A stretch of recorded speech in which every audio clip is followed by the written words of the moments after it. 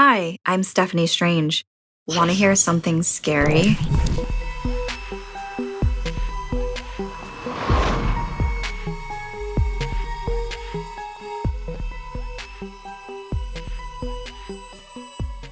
Cassie, along with her parents and younger brother Danny, headed into the northern corner of Minnesota. They had booked a cabin deep in the forest. This wasn't the kind of vacation that the Johnsons typically took. They usually ended up on a beach or in New York City visiting some relatives. But Cassie was determined to show them her love of the woods. She suspected they were afraid of bears and other wildlife, and there were other stories of people disappearing in the park.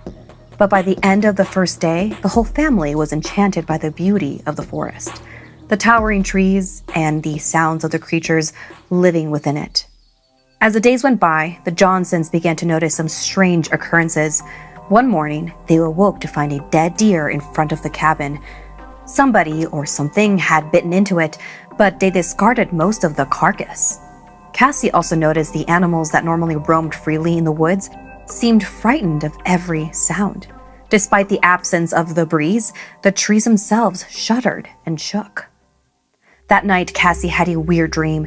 She saw a figure who looked like her mother biting into a dead deer out the window.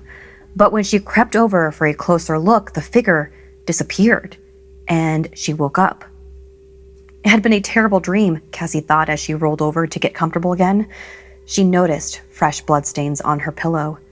Shaking her head, she wiped her mouth, finding more blood. She didn't sleep much that night, turning the pillow over so no one else saw the stains.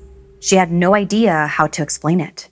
The following day, Cassie told her brother Danny about her dream, and he suggested they all go for a hike to take her mind off it. The family stumbled upon an old tree that seemed to have a face carved into it, giving it an eerily human quality. They were already somewhat unsettled when they suddenly heard a deep and menacing voice. It said, "Leave this place at once or face the wrath of the forest." Cassie's father felt an icy fear grip his stomach as he hurried them back towards the cabin, one arm protectively around Cassie's trembling shoulders. "We'll leave early tomorrow morning," he said, trying to keep his voice calm. But Cassie couldn't sleep. As it was already bad enough with the events prior, a noise from outside startled her, and she tiptoed out of the bed and over to the window. There was her mother walking barefoot, in a trance-like just as her dream from the previous night. A dead deer lay near the doorstep, and Cassie's mother was headed into the forest. Not wanting to wake the others, she calmed herself down, pulled on her boots and a jacket, and began to carefully follow her mother. She moved as quickly as she could, but lost sight of her soon enough.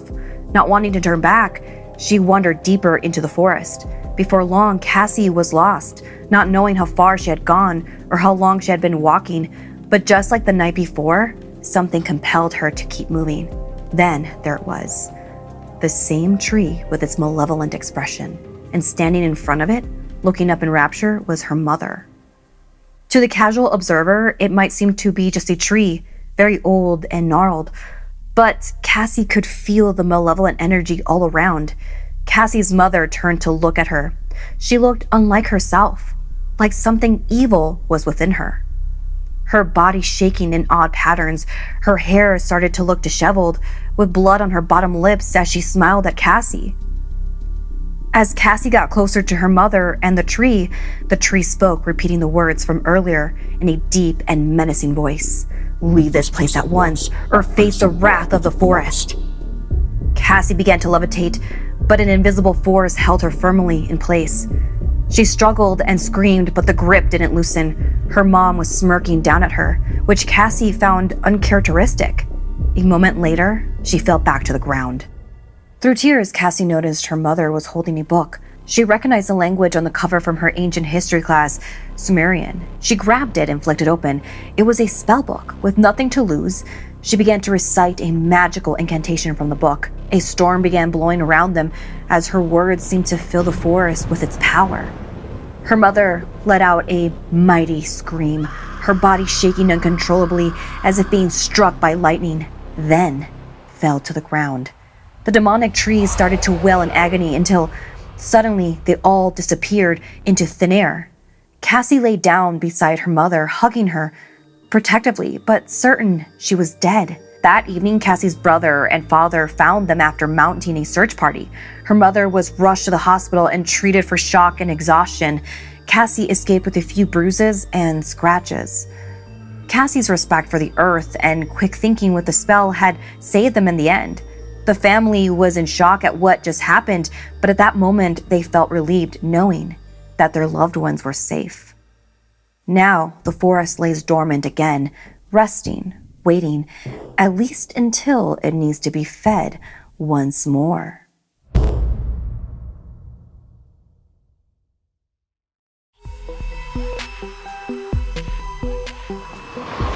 Halloween night is typically filled with fun costumes, tricks, and treats. But that wasn't the case where I grew up in Fairfax, Virginia. There, everyone was told to stay indoors on Halloween night. You wouldn't want to encounter the Bunny Man. In 1970, an infamous asylum escapee, Douglas J. Griffin, had slaughtered and eaten bunnies to survive. He then hung their skins along with what is now referred as the Bunny Man Bridge. One Halloween night, he did the same thing to children. Anyone who crosses a bridge at that night on the 31st of October could be next. At least that's how the story goes. But there was no way Melissa, Alec, and I were going to miss the fraternity party. Not an option. Once Melissa and I had perfected our witchy makeup, we called for Alec. I wasn't impressed to see he was just in regular jeans and a plaid shirt. But then he had a final piece of the costume, a plastic bunny mask. His red hair sticking out around it. In Fairfax, bunny costumes are considered off limits. But Alec ignored this, claiming his costume was perfect for that time of year.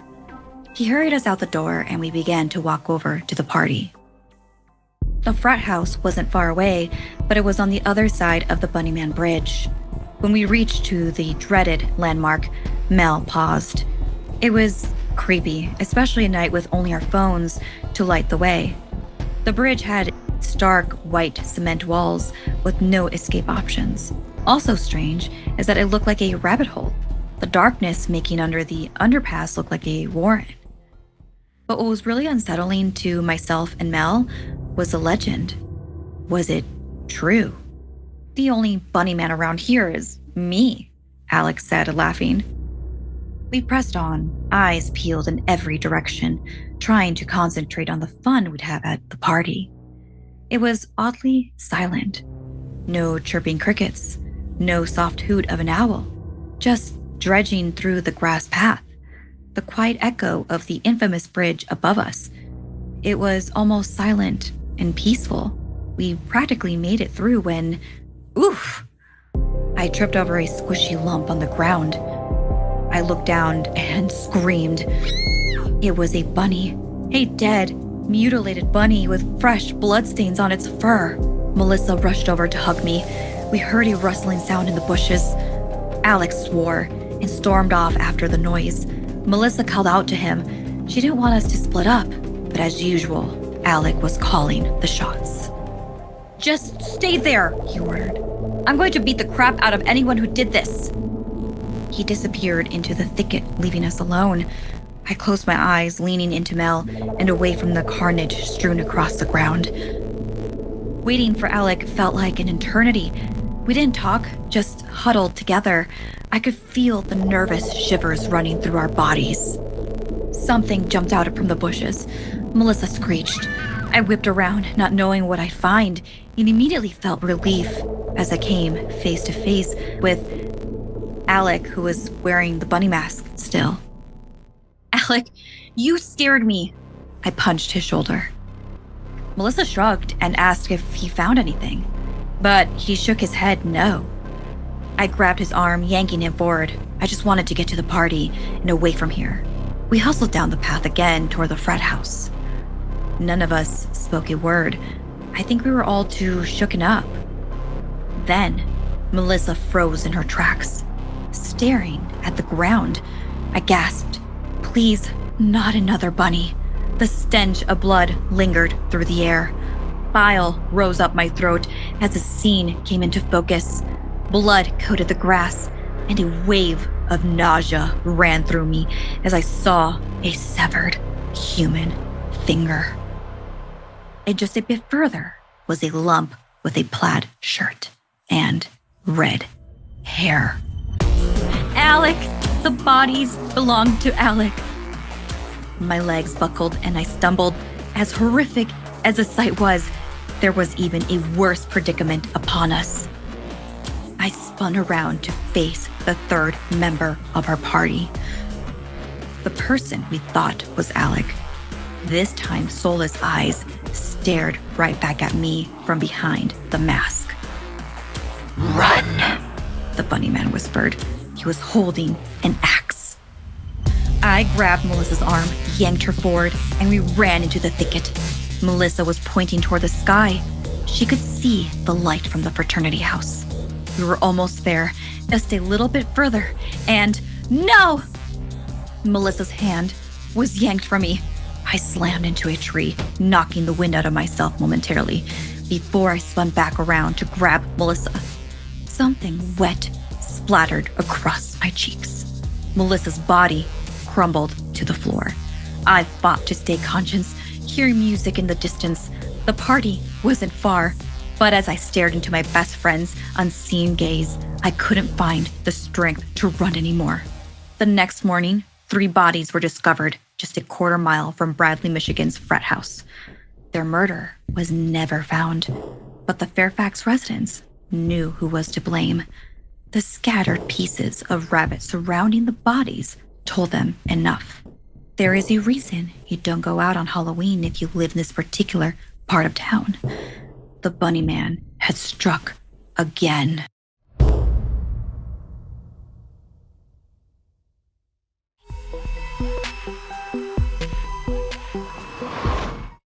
Jaden moved away from his family for college so he could focus on his studies. He felt like he had finally earned some independence being apart from his loving family. It wasn't until he received an invitation to a baby shower that he learned his sister was pregnant, and he began to question his decision to live so far away. At her shower, his sister received a high-tech baby monitor. The entire family was given the password so they could access the monitor and watch the little newborn from anywhere in the world. Jaden didn't have time to log in for the first few months. It wasn't until he began having terrible bouts of insomnia that he started to watch the camera feed in the nursery. He found it calming.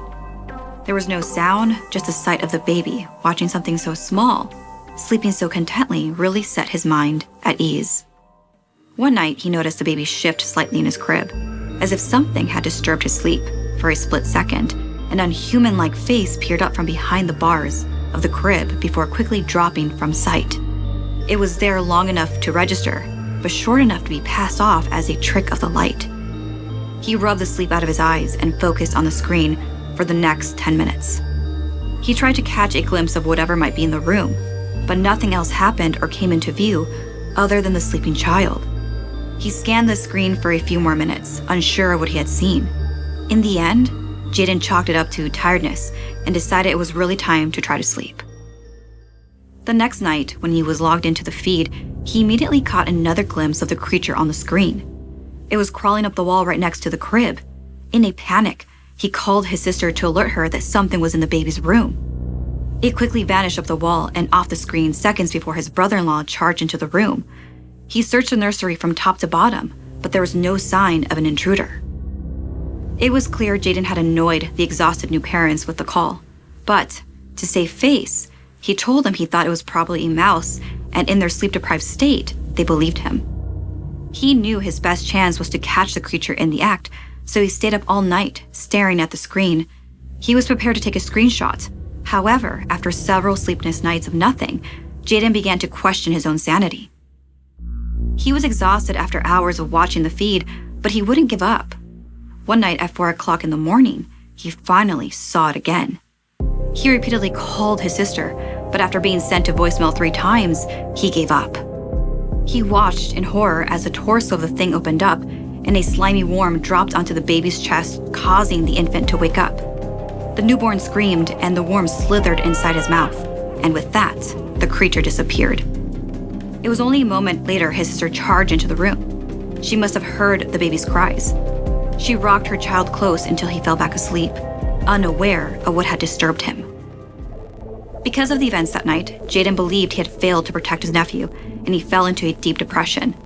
He couldn't sleep, and he would lay in bed all day and night. He stopped attending classes, and after failing out of school, he moved back in with his family. He tried to repress his memories of that day. They seemed like a distant childhood nightmare. It wasn't until he was left to babysit his nephew that he felt a small worm slither underneath the baby's skin, that the terrible memories came flooding back in. He put his nephew back into the crib. He could barely look at him, let alone touch him. Jaden posted his nephew's story online, begging for anyone to let him know what he should do next. Has anyone else had this experience before? He asked. He knew the boy this thing was no longer his sister's child. He believed he had to kill what used to be his nephew. He couldn't let the imposter grow to be any bigger. His post asked for suggestions. He needed help choosing what would be the best method for removing his former nephew from the picture. While on their date night, his sister and brother-in-law checked in on the camera feed. All they could do was look in horror as Jaden took fate into his own hands. Now, there was no more monster masquerading as his nephew.